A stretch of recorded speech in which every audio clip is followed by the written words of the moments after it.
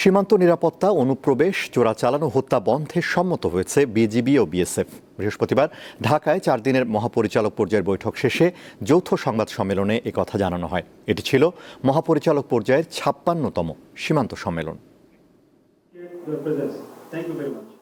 ঢাকার বিজিবি সদর দপ্তরে 25 আগস্ট থেকে 28 August border guard Bangladesh BGB ও ভারতের বর্ডার সিকিউরিটি ফোর্স বিএসএফ এর মহাপরিচালক পর্যায়ের 4 দিনব্যাপী সীমান্ত সম্মেলন অনুষ্ঠিত হয়।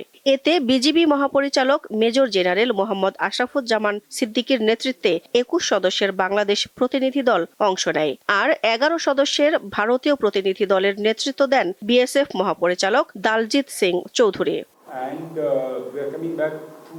পরে যৌথ সংবাদ সম্মেলনে বিজিবি মহাপরিচালক সীমান্তে নিরীহ বাংলাদেশিদের নির্বিচারে গুলি করে হত্যার ঘটনায় গভীর উদ্বেগ প্রকাশ করেন। শুধু সীমান্ত সম্পর্কে নয়, পানি বন্টন, সীমান্তে হত্যা বন্ধ সহ নানা বিষয় আলোচনা হয়েছে। সেই সাথে দুই দেশের সম্পর্ক উন্নয়নেও একসাথে কাজ করতে সম্মত হয়েছি আমরা। সীমান্তে পুশিন করা, মাদক সরবরাহ বন্ধ এবং মানব পাচার রোধেও কাজ করবে দুই দেশ। Our focus is onto these elements, these agenda points, and we are trying to work things out.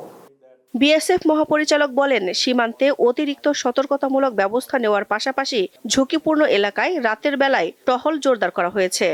We have also requested BGP সীমান্তে অপ্রত্যাশিত হত্যা বন্ধে আমরা একসাথে কাজ করে যাচ্ছি।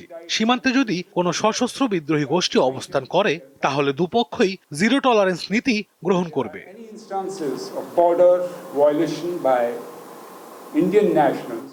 উভয় পক্ষ সচেতনতামূলক কর্মসূচি গ্রহণ এবং আক্রমণ, নির্যাতন ও হামলার ঘটনা শূন্যে নামিয়ে আনার বিষয়ে সম্মত হয়।